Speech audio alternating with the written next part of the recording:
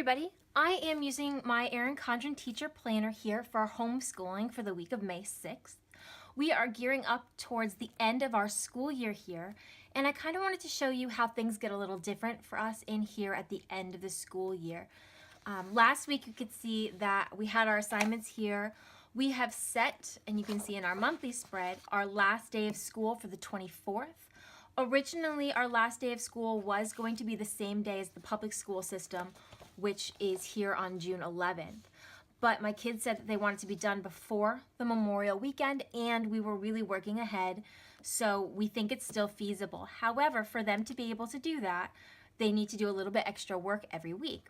So what I've done is I've written down what our weekly schedule is going to be, and then over here on the notes side, I'm putting in the makeup work that we need to get done to catch up or to work ahead so that we can finish early. So I'm going to go ahead and get this week set up in my Erin Condren Teacher Planner to show you how I set up the week and to show you how we list out our makeup work, our extra work, anything we might be behind on so that we can catch up and be done by the end of the week. Now, you might be wondering what this little mark is here on my planner that I wrote down. Right now, we have 13, before this week starts, we had 13 things last week that we needed to catch up on in order to work ahead. So I told my son if he is at this line, which is 13 rows, or closer to the top, then he is working ahead and he's going to have no problem hitting that Memorial Weekend finish date. However, if we have a lot of things that are below that, then he's going to have to work extra hard. Now, we don't do school on Fridays, typically, and we usually do a very truncated day on Wednesdays here because they have a co-op that they've started now as well. So they have the option to work ahead a little bit more on Wednesdays instead of only doing a small day. And they have the option to use a whole day on Friday as well to catch up or work ahead. So I'm going to get started. I will fast forward through all of my writing and sticker planning and all of that. And when I'm finished doing that, I'll come back, I'll explain everything I've written down and show you what the end of the year kind of looks like in our homeschool planner.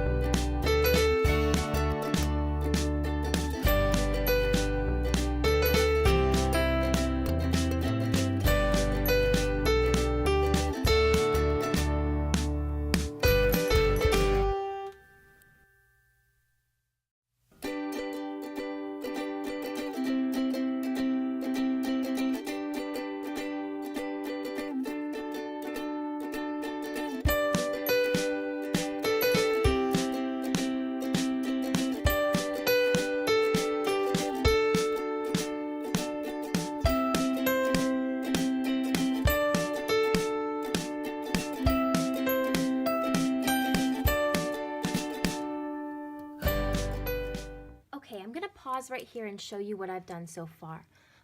I don't usually decorate my teacher planner overly much, but we just got into the unit about constellations and stars, so I really wanted to add that in here and decorate it up a little bit. My son's favorite subject is space and stars and planets, so I'm trying to make this a little bit more exciting, especially since we are doing a much heavier workload than we've done the rest of the year because they do want to finish a couple weeks early. So I went through, and you saw in the video I kept flipping back and forth to last week to see where we left off. And then you also probably saw that I kept flipping to the back checklist. This is where I keep a general idea of what's going on in my curriculum. I don't update it as frequently as I should. Usually I just stop and check my iPad to make sure we've gotten as far as we need to. But I do keep it in here so that if I'm going to be traveling and taking this with me, I can update it here and not have to waste iPad battery. So I've got all of our curriculum in. This is where we should be on our modified schedule for the rest of the year.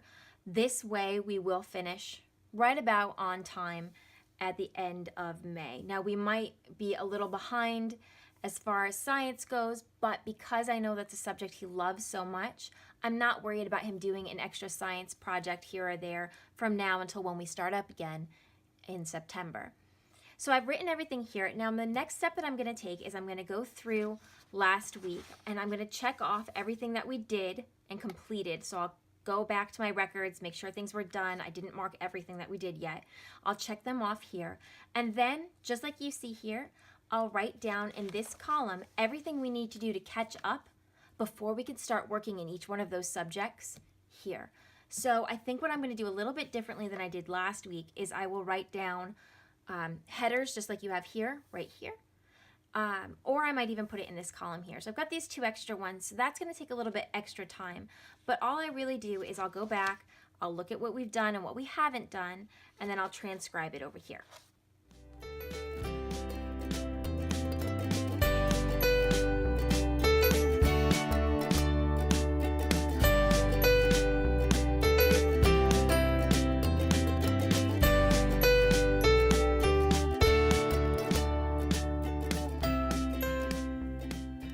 Okay, so this is all set up for the week. As you can see, we've got a lot more that we need to catch up on than we did last week. But last week we had a couple sick days in there, and our allergies, everybody has severe allergies right now. So even with being indoors and air conditioning and medications, we've all been running a little slow. So I've written everything we need to do to catch up. So what'll happen is on Monday when we start for the day, I'll look over here first. So we usually start with language arts and writing. We move on to math, then we do history and science last, which is why you can see there's so much history and science left over. Those are supplemental to make sure that we're really getting our language skills and our math skills down. So what I'll do first is I'll look at phonics and I'll say, okay, well, we have lessons 100 and 101 before we can start 102. So we'll come over here, we'll do lesson 101 and 100 and 101, maybe 2, maybe 1, it depends on how difficult that lesson is. Then once those are done, we can start on these ones. So we'll probably on Monday do 100 and maybe 101. And then that'll be it for phonics for the day. So 102 will really be done on Tuesday and maybe even 103, and then we can catch up. Phonics, my son's really good at phonics, so I think he'll catch up pretty quickly. I just don't like rushing in that one, so we don't want to go too fast. Same thing for grammar. I'll look here and say, well, we're supposed to do lesson 55, but we've got 53 and 54 to do first, so let's work on that first. Same thing for writing. Again, we're an entire week behind on writing, but this one's pretty quick to catch up on too because about 2/3 of it is independent work. So he'll work on that first, then we'll come over here. Math, he is all caught up on, so he can work on that right away. History, we are pretty far behind in history. He should be on chapter 7, but he's only about 2/3 of the way done with chapter 3. He just has to finish those narrations. But again, narrations for him are independent, so he's able to go ahead and do that as soon as he's ready. And then we'll move on to chapter 4. Oh, and then I forgot to write in, we have chapters 5 and 6 from last week, so I'll write those down here. And then again, we just keep looking as we go. Now, one thing I want to note is that I am using a different pen here than I typically use in my planning.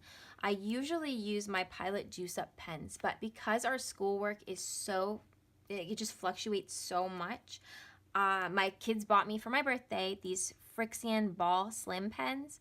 They're super narrow to write with. I love that ultra fine point.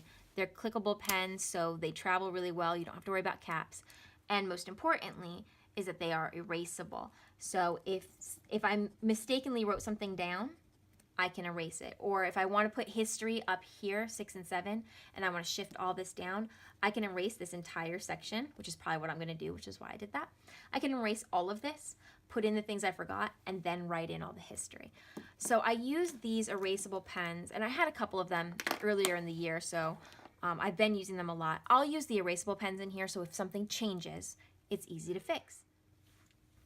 So that's it. This is pretty much my entire setup for a school week in our homeschool planner, especially again because at the end of the year we are working on a lot of catch up, trying to get that end of the year to be sooner. Not that we're behind on where we want our curriculum to be, but we want to end earlier. So if you like this video, please hit like. And if you'd like to see more homeschool planning videos using the Erin Condren Teacher Planner and any other Plan With Me videos, please hit subscribe and don't forget to click the bell to turn on notifications so you're alerted as soon as a new video comes up. And of course, if you want to see behind the scenes sneak peeks, head on over to my Instagram @LauraPlansIt. Thanks so much for watching.